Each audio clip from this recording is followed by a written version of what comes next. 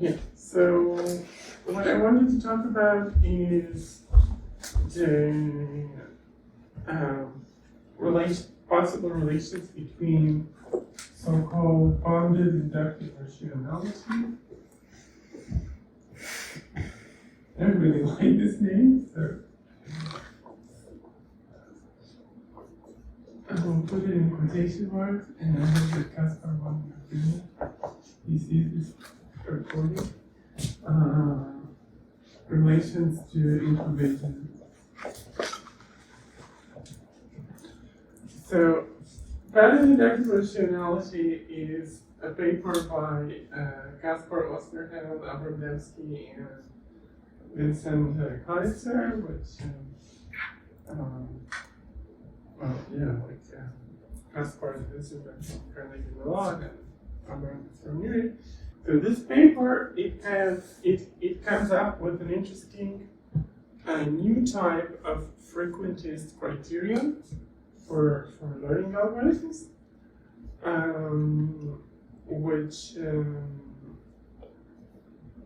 so there's like a frequentist criterion, and then there's like an example, like an algorithm that actually satisfies this criterion, which works by sort of bidding. Like some kind of bidding mechanism, which is interesting. And this criterion has clearly some relationships to the infra-Bayesian regret criterion, but I don't know the full. I don't understand the full scale of this relationship. So, in a nutshell, the research direction is to understand it. So what is this bounded BRIA criterion? So the idea is we're considering like a problem of sequential decision making, and we're not like there's no we don't care about the state. I mean, the environment might have some state, but we don't care about it. It's kind of like intuitively, what this criterion is trying to do is talk about some algorithm that kind of myopically optimizes the next reward. So the criterion talks about some algorithm that sees a sequence of action, reward, action, reward, action, reward, and outputs an action. Okay, this is all. We don't have like side observations. There's just reward. Like a band. So, what is the criterion? And yeah, there's a set of hypotheses. So the hypothesis class is a subset of mappings of the same form.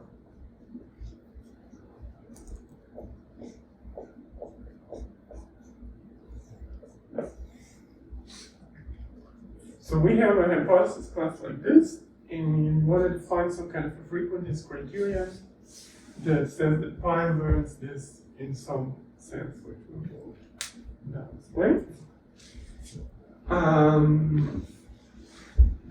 So what is this sense? Okay, so for any hypothesis in H, we want there to be first. Oh, okay. Sorry, I'm actually getting it wrong. So this is actually like this. This is important. And this is like this. Yeah, this is the kind of interesting thing about this framework. That the policy doesn't just choose an action, it also has to give like what reward I'm expecting to get. Where like this thing should kind of intuitively be thought of as a sort of kind of lower bound on the expectation of the reward that you get approximately. That's sort of kind of the semantics of it. And the hypothesis also have the scientific signature. It each hypothesis is like, you can think of it as a sort of advisor. Like, you know, like there's also in bandits, there has also been framework for learning with some set of advisors, which you need to outperform each. So this is kind of conceptually similar. Each hypothesis kind of advises particular actions, but also says how much rewards it expects to get, which is kind of less than. So now, the BRIA criterion, it consists of two conditions. So one condition is the no overestimate condition. And this condition doesn't depend on H at all. So what this condition says is that we look at so first of all, you know, this thing it kind of encounters some kind of an environment, and as a result, some kind of an infinite sequence. So as a result, we're kind of looking at the infinite sequence of actions and rewards. But what we also care about the estimate. So think about about some sequence that has sort of this shape, where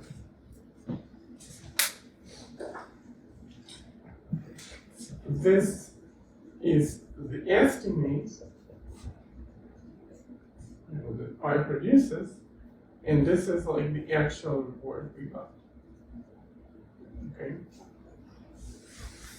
So in principle, we can kind of think of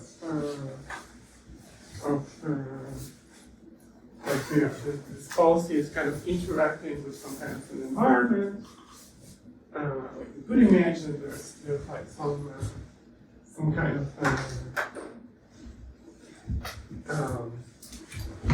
environment that takes you know, a sequence of action, estimate, reward, and times action estimate, and decides what the next reward should be. So in the paper, we don't actually ever explicitly talk about this kind of sequences. They just say, you know, we somehow get this, because this kind of assumes some particular notion of counterfactual, but it doesn't really matter for the analysis, which they kind of stated, I think philosophically is important. It's just like this algorithm, you know, does things in a sequence like this results, and then on some criterion has to be satisfied. So it's like with, there's also nothing stochastic about this. Like there's nothing, there's no like probabilities or expectations or anything like that. But in principle, you can think of, you know, there's some mu like that, and the sequence here is kind of results from this mu and pi interacting together. And then the criterion has to hold for any mu. But equivalently, we could just say that, yeah, equivalently, instead of thinking about this mu's, we can just say that for any, so in some sense, the way to say this criterion is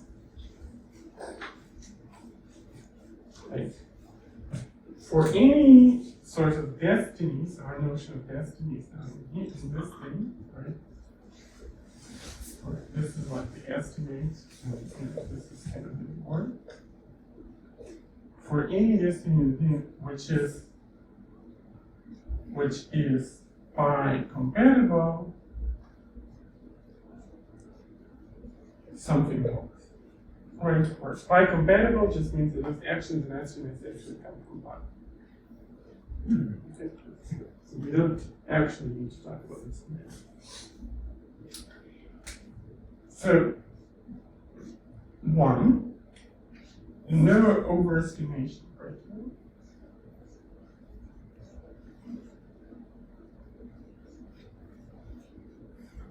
So no overestimation intuitively just says that those estimates kind of on average, they're not like too optimistic. So formally, what it says is that if we consider like, okay, we're gonna need some notation here. So let's say that this kind of sequence D is, the sequence D will denote it as like A0, estimate 0, reward 0, A1, estimate 1, reward 1, etc. Okay. So no overestimation says that if I take estimate number I and subtract reward number I, and I take the sum of this thing from I from 0 to n, and I take how much I'm overestimating per unit of time, so divided by n+1, and I look at the limit, and I look at the lim sup even, when n goes to infinity, then this thing has to be smaller or equal to 0. Okay, this means that in the limit, my average estimate per round is not going to be the kind of estimate. Okay. Now there's going to be the second condition, which actually depends on age. It's important. So, condition 2. For every age in our hypothesis class, one of two things should happen. Either,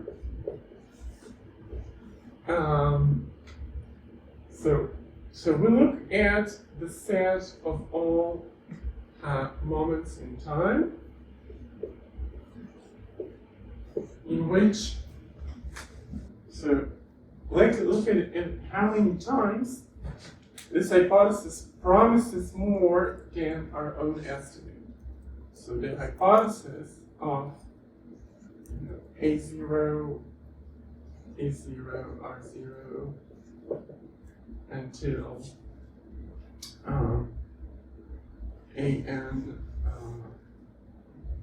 until like an minus 1, an minus 1, Rn minus 1. So recall that this has also outputs an action and an estimate, right? So now the estimate part of it is greater than the actual estimate we produced. And the cardinality of this is finite. Oh, that's En, not EH, right? En. Just knock a little bit off the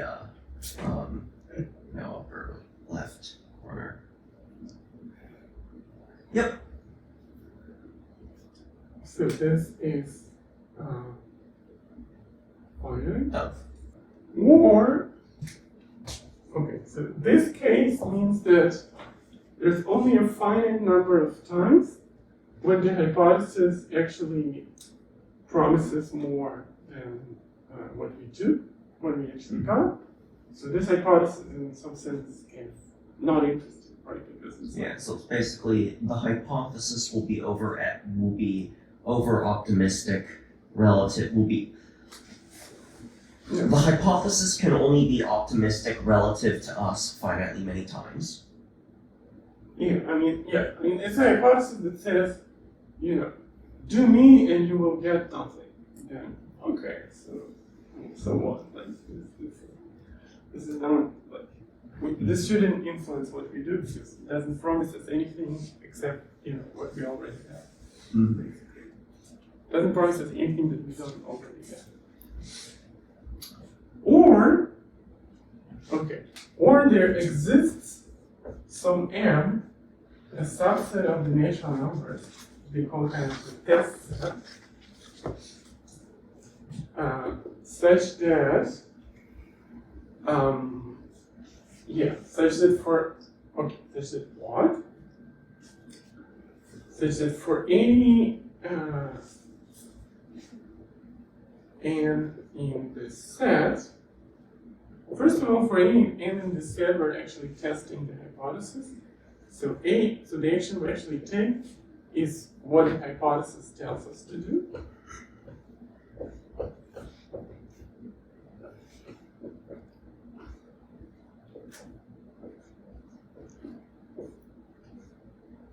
This is first of all, and also the hypothesis actually, and the hypothesis does not like outperform us. So what does it mean it does not outperform us? So okay, so this set we need to actually, in order to not repeat everything I wrote here, this set here, let's denote B. The paper. So okay, so now we're in the case where this set is infinitely large, right? So now we can take like a limit over and in B going to infinity. That's like a well-defined thing because like it's an infinite large set. And here we take the sum over k in M, such that k is smaller than n,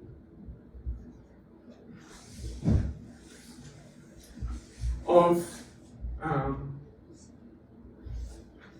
like the reward that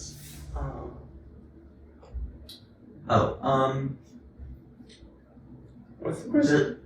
Does the rule? So on the left, hypotheses only take in rewards, but on the right, hypotheses also take estimates as input. Yeah, I mean, I guess they always take. Okay. No, those guys don't actually need the estimates because they kind of know their own. I mean, yeah, actually, this guy could be just considered to only take the rewards because it basically knows its own actions and estimates. But those guys should be regarded as having like all three. Right? Okay, so they basically have both have like the same type signature. You're just currying away the one like an action and an estimate thing for pi because we're assuming it has access to it. Yeah, I mean it's its own action. Okay.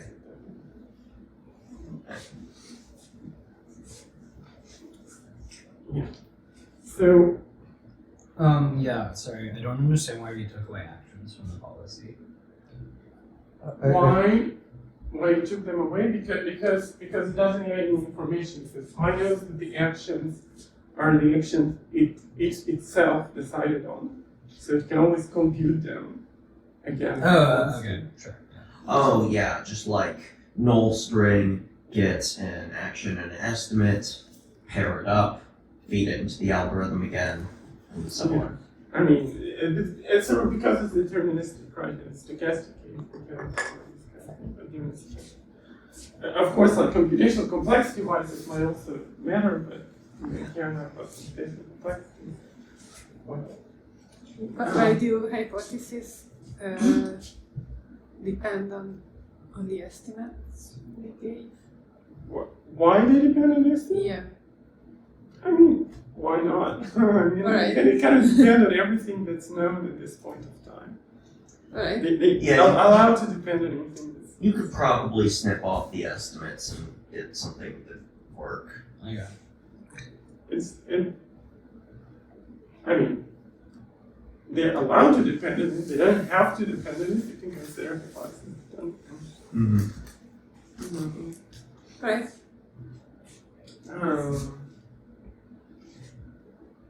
Right. So here, like,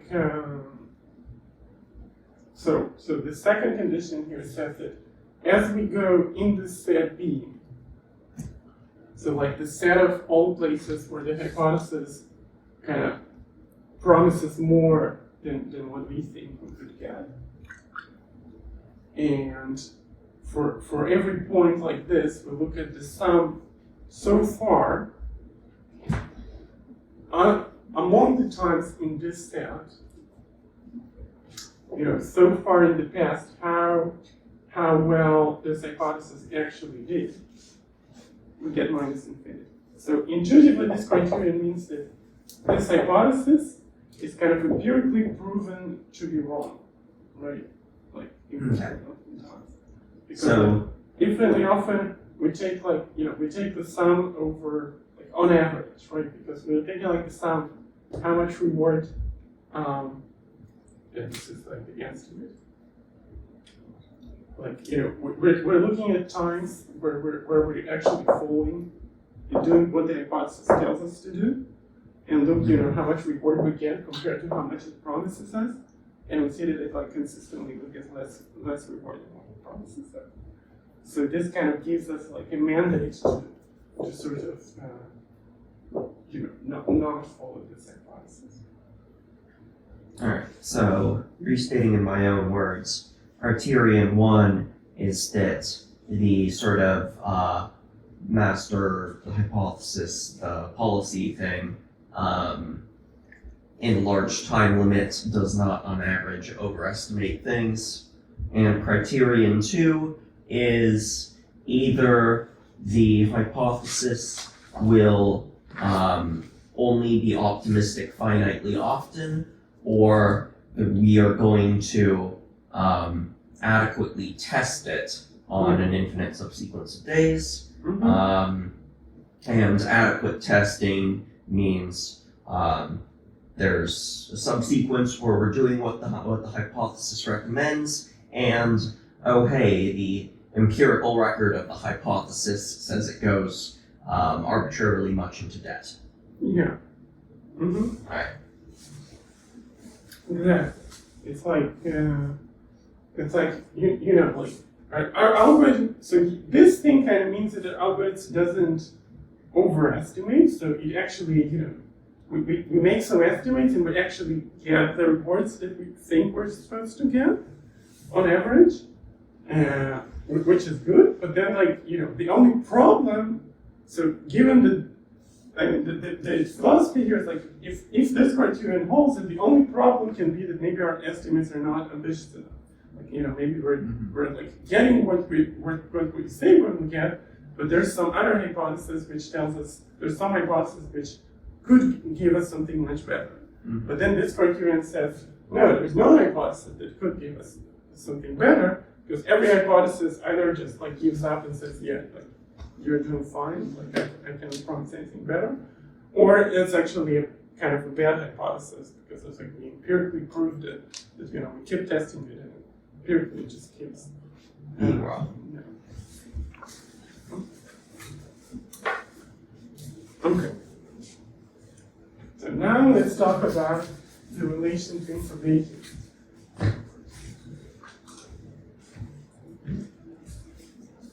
Oh, and they give an algorithm that actually does this. Yeah, so the algorithm basically, so in a nutshell, the algorithm is you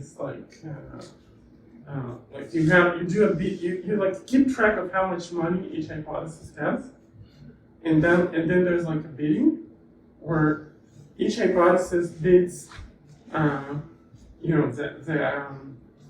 minimum between how much money it has and how much reward it thinks it could get on this route. Then some hypothesis which bidded the most money wins the bid. So the hypothesis that wins the bid decides which actions, you just follow the action it recommends. And then you paid the reward that actually resulted from this action. You paid that. And in addition, the hypotheses also have some allowance. So they also get some amount of money per round, which has to satisfy the condition that the amount per round is going to 0, but the total amount is going to infinity. So for example, a harmonic series, right? every round, every hypothesis gets like 1/n. One. So this kind of allowance ensures that every hypothesis kind of remains in the game. It can't just run out of money and die. You know, it's still eventually it's gonna end up with a bunch of money it can bid. So this kind of ensures that you will keep testing this hypothesis and will just leave open forever. But yeah.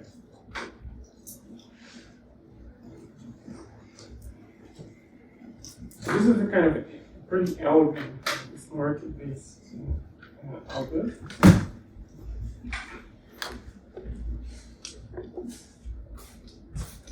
Something seems a bit funny here. Like when we said the policy shouldn't overestimate, we looked at the average. But there, when we said that the other thing, hypothesis, kind of overestimates, but then we take an average there.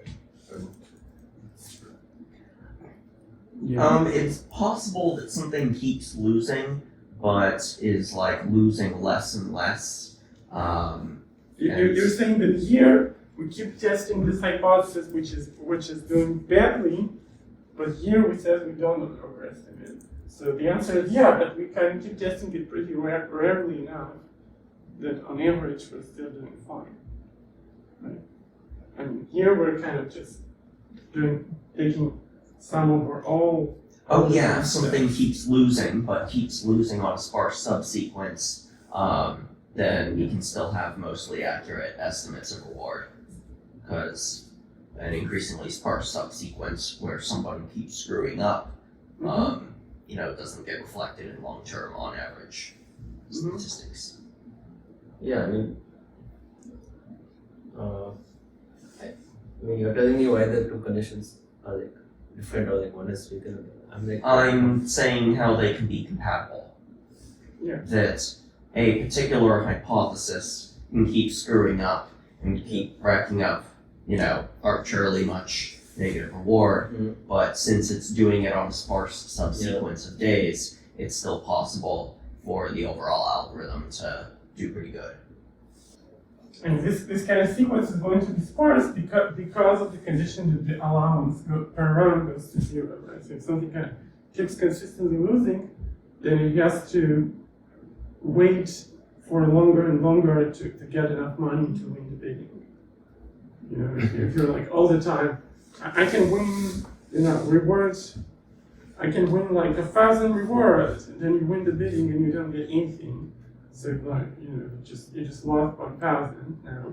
So now you have to wait until you get like 1,000 money again to make your bid. And since you're getting 1/n allowance each turn, you eventually rack up enough to, on some distant later date, go, I can get 1,000 reward. But the sequence of days where you actually get to try it out and fall on your face declines exponentially. Maybe it's helpful to think of like saying that the limit of the average is negative.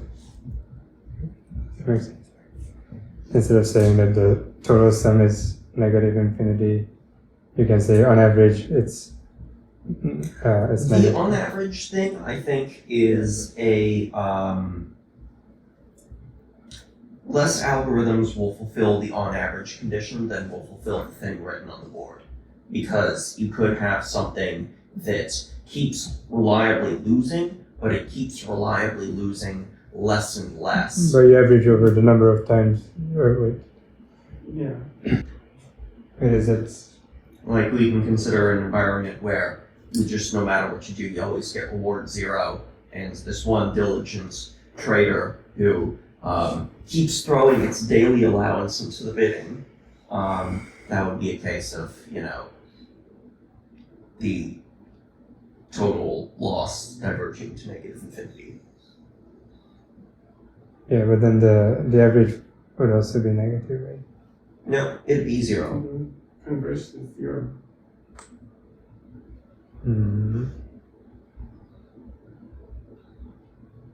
I see, because the difference is that's okay, so okay, yeah, this is Better to say this way. Yes. Okay, so let's talk about relations and information. So, the claim is that this kind of BRIA criterion kind of implies certain lower grade criterion. Why? For example,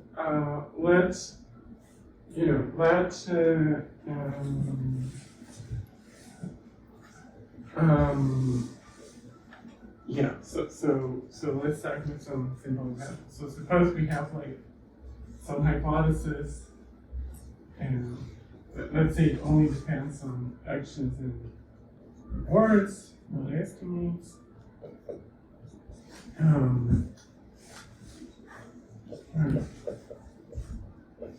So then we could define an infra-Bayesian law, which says this hypothesis is always right.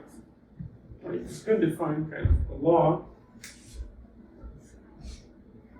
that like lambda h pi would be so it would just be, so the easiest version is the deterministic case, right? The deterministic case, we could do like top of what? Of like all destinies. All destinies such that let's say this destiny is equal to like A0 R0 and 1 R1, such that for all natural numbers, they're void. So for all natural numbers, if the action we took was actually what this hypothesis wanted us to do,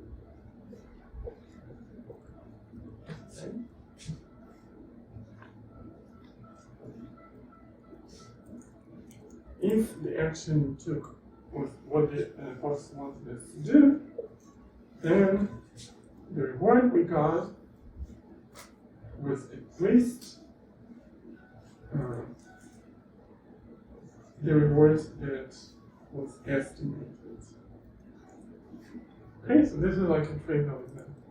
So, right, we consider the set of destinies such that any time step where the action is equal to what the hypothesis recommends, the reward is at least as large as what the hypothesis estimates.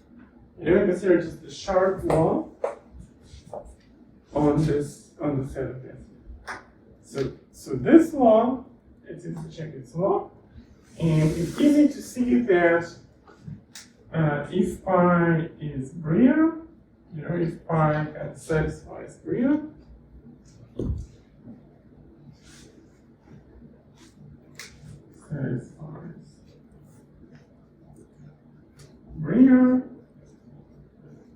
BRT,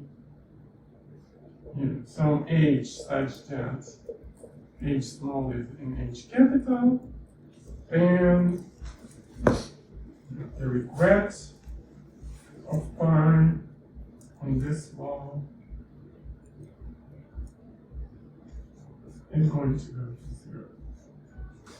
Yeah, I think there might actually be, actually it's not quite right, because there's like a difference between, and there's some incommutativity between taking the limit gamma goes to 1 and taking the worst casing inside of this law.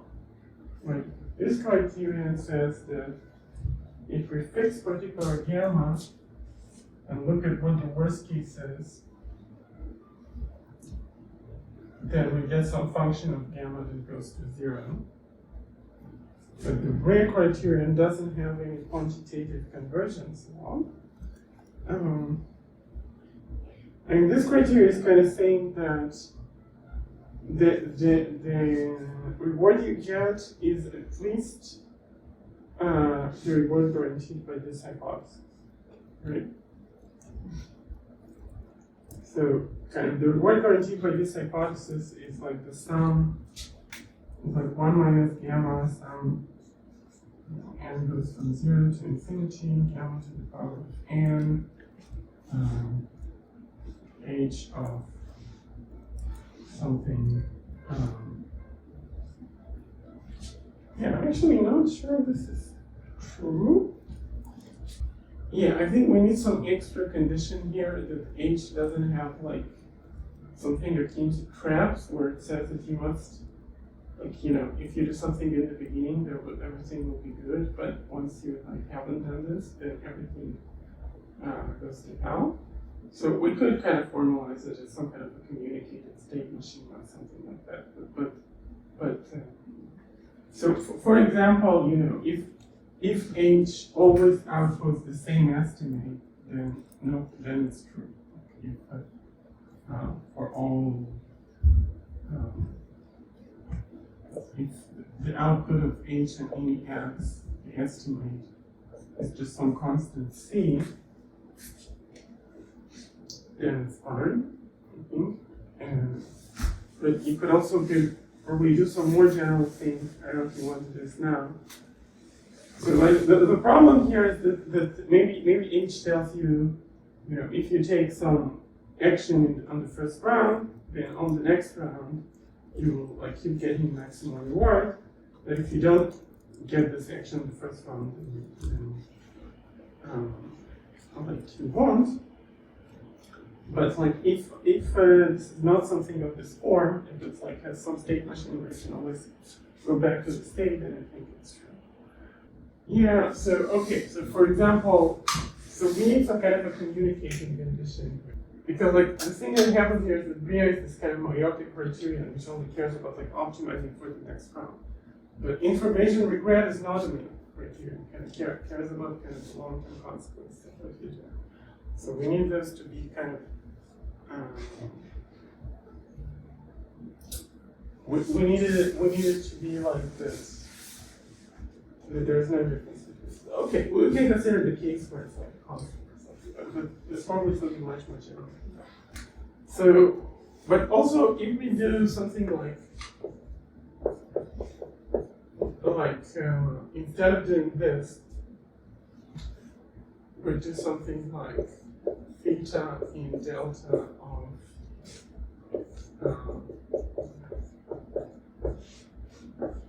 a distribution such that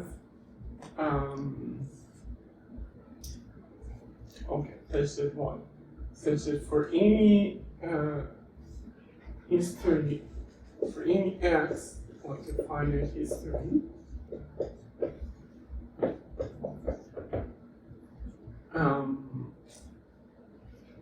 if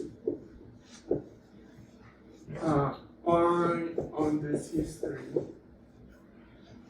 is equal to h, the action that h implements on this history, then the expected reward and the next time step, conditional on this history, is going to be at least yes.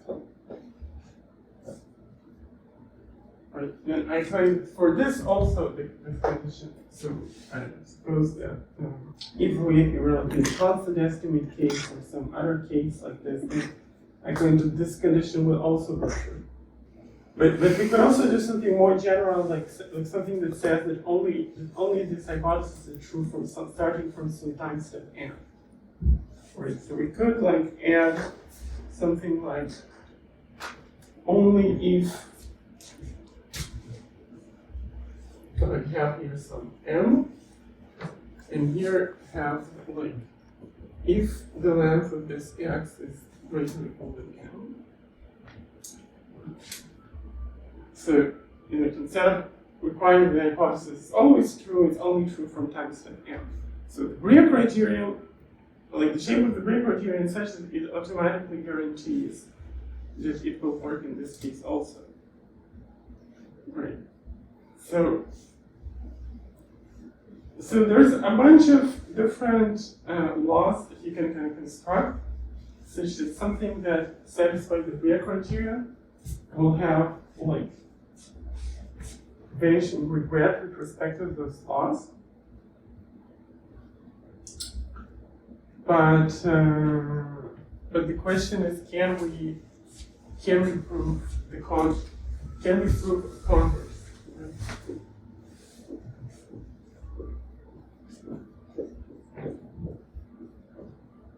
So can we get like IB regret going to 0 implies BRIA for some situation? And I don't know. It's not clear. And like part of the issue is that like part of the complication here is that in IB we don't require those estimates, right? So like, you know, so we have some freedom to choose what estimates we want to attach to this policy. But it seems like an interesting question. I mean, there's like two interesting questions here. One is, can we prove a converse? And the second is that can we sort of like what kind of IB regret bounds can we get from this? Right? Because I mean, part of the problem is that BRIA criterion, the way it's defined, it doesn't have any quantitative bounds. It just says that a bunch of things are going to 0 or to infinity.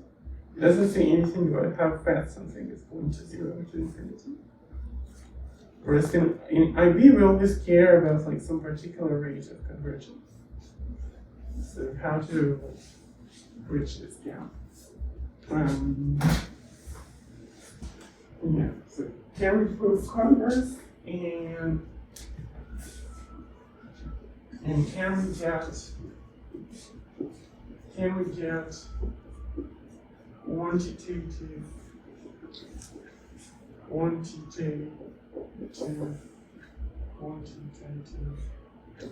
IB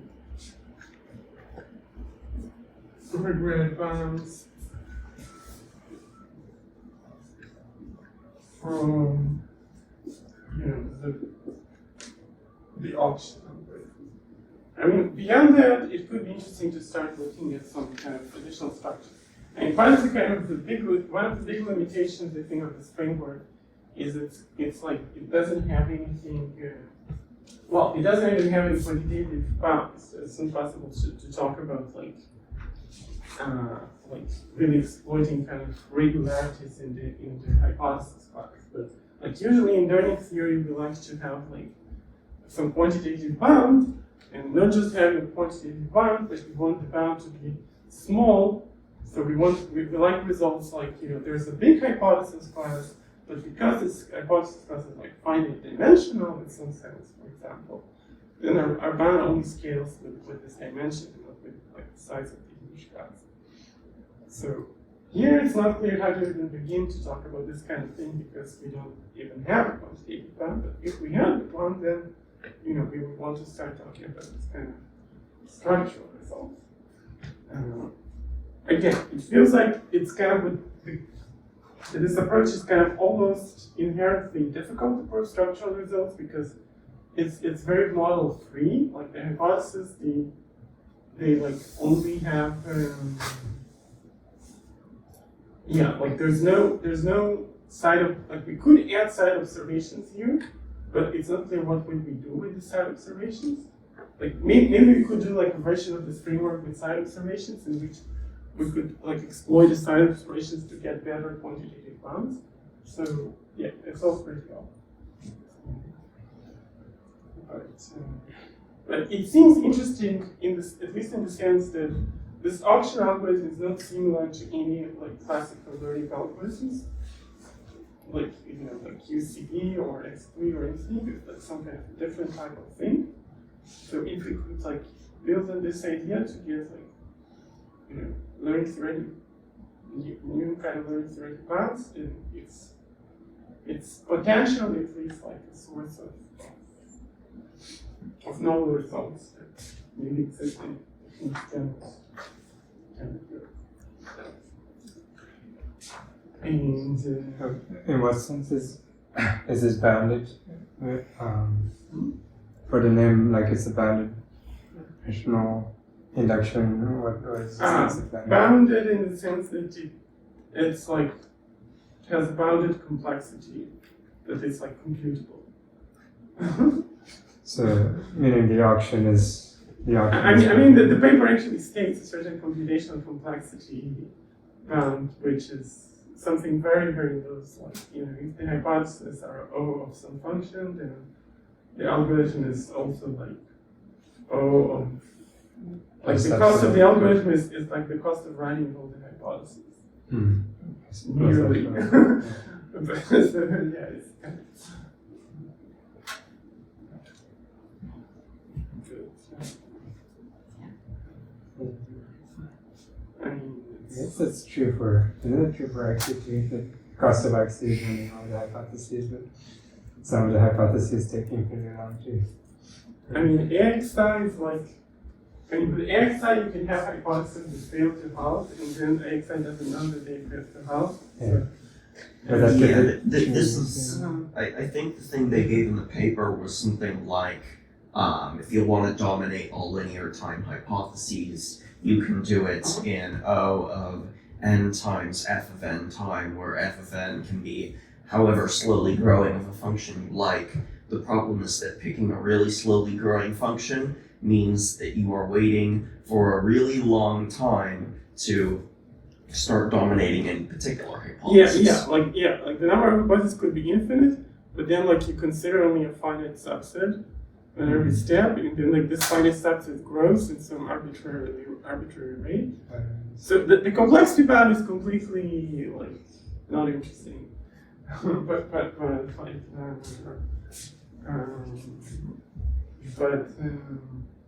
I mean, yeah, that would be like another question for further investigation. It's something that's actually efficient in some sense, which is like not completely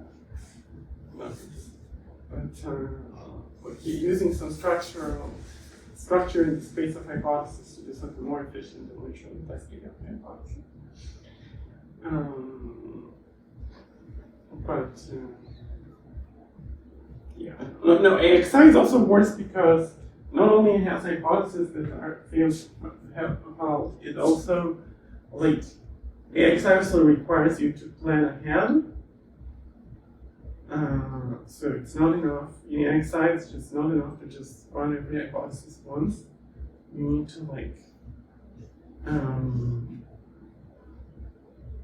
well, I mean, there are actually several problems there. Like AIXI is much worse in this sense. Like AIXI, so suppose we are doing just some bounded version of AIXI, right? We're just like taking only like environments that run in some particular computational complexity. Then in order to do AIXI, you need to like start by doing a Bayesian update on what you see. So to do a Bayesian update, you need to like, well, no, I mean, yeah, I guess it's about as bad. Like you need to run every hypothesis on the past data, calculate the likelihood, update your prior. Okay, yeah, I mean, this part is about as bad as BRIA, I guess. But then there's the part where you're like, we also need to plan ahead for some long time horizon. So you need to also just like do some backchaining, which is also like exponentially explosive. Yeah, I guess while writing it, I was kind of quick with doubt whether this is actually true, but I'm still almost certain this is true, but as part of the research project, we'll be actually taking this. But because like it seems like here that like you could imagine something like Murphy having a strategy for any particular gamma to cause high regret, which would nevertheless would not be like an anytime strategy, but I don't think that such a thing is actually possible. But yeah, this is something we're checking. And also, what is like the most general criteria here? Instead of something stupid like synthesis, a constant is also something to think about. But clearly, there's some a lot of similarities between those criteria.